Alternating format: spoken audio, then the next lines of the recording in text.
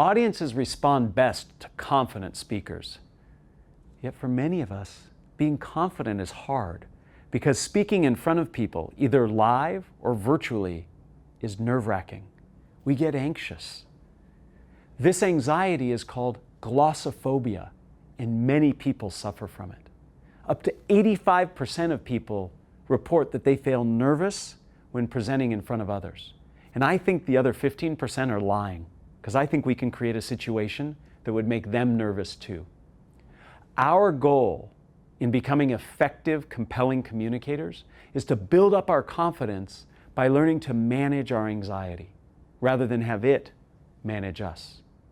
So what I'd like to do is share with you 10 tried and tested anxiety management techniques that can help you feel more comfortable and confident when you present. The very first technique is to greet your anxiety. For most people, when they begin to feel nervous, their anxiety actually makes them feel more nervous. When you begin to feel those jitters, or you begin to perspire, you start feeling like, oh no, everybody's going to tell that I'm nervous, and we begin to actually make ourselves more and more nervous. The single best thing you can do in that situation is simply to greet your anxiety. Say to yourself, this is me feeling anxious. It makes sense that I'm nervous. I'm about to do something of consequence. And by acknowledging your anxiety, you short-circuit that building or spiral of anxiety that makes it far worse. So a great technique is to simply greet your anxiety. Another very useful technique is to work on breathing.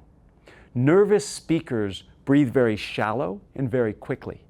By taking deep belly breaths, you allow yourself the opportunity to catch your breath and to quell the autonomic nervous response that leads to many of those anxious symptoms. By simply taking some deep belly breaths prior to speaking, you slow down your blood pressure and your heart rate. It can help you tremendously. Take deep breaths. Another thing to try is to warm up your voice.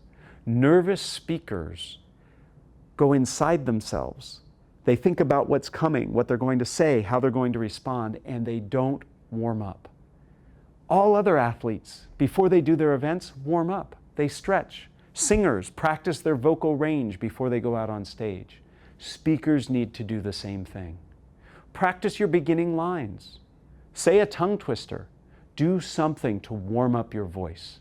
The first time you hear your voice during a presentation shouldn't be in front of the audience. Speaking of the audience, it's critical that you be in service of them. Too often, nervous speakers feel like all the lights are shining on them and everybody's attention is focused on analyzing and evaluating them. Really, your job is to be in service of your audience and to put that spotlight on them. If your attention is on your audience and giving them what they need, that gives you less bandwidth to worry about yourself. So a very effective anxiety management technique is to think about the audience and getting them what they need. Another useful technique is to write down your fears. Many of our fears about speaking are irrational. They're emotional. And when we write them on paper, we do two things. We make them explicit and make them more rational by being able to distance ourselves from them and evaluate them. Additionally, by writing them down, we get them out of our head, and by actually seeing them, it gives us more of a sense of agency and control over them. Writing down your fears is something that can be very empowering. Many of us, when we speak, worry about how bad things can go. What happens if this happens or that happens? And instead, we should expect success. What could it be like if it goes well? So go into a presentation expecting it to go well. If you do this, you can live up to that self-fulfilling prophecy. Now, you don't have to define success at some super high, unattainable level. Success can simply be getting through all of your material, getting your audience to engage with you at a certain point. But if you expect success, that gives you more of a sense of control and a goal that you will be pleased to try to achieve, rather than, if you're thinking of all the negative thoughts, a goal that you want to avoid. Reframing the speaking situation is one of the most powerful tools for managing anxiety. If you see your speaking situation as a performance, where there's a right way and a wrong way, that can make you very nervous and put a tremendous amount of pressure on you. Instead of seeing speaking as a performance, view it as a conversation. Most of us don't get nervous when we converse with our friends, our family, our coworkers. So how do you do that? How do you reframe speaking as a conversation? Let me suggest 3 tips. First, practice conversationally. Sit around a conference room table, a dining room table, a coffee shop table, and converse your presentation with somebody. Talk it through as if you're having a conversation. By practicing this way, you get in the habit of speaking more conversationally. Second, use conversational language. Nervous presenters physically distance themselves, and they linguistically distance themselves. Nervous speakers say things like, "One must consider the ramifications." We don't talk that way. They should say things like, "You should consider. This is important to you." More conversational, inclusive language is conversational.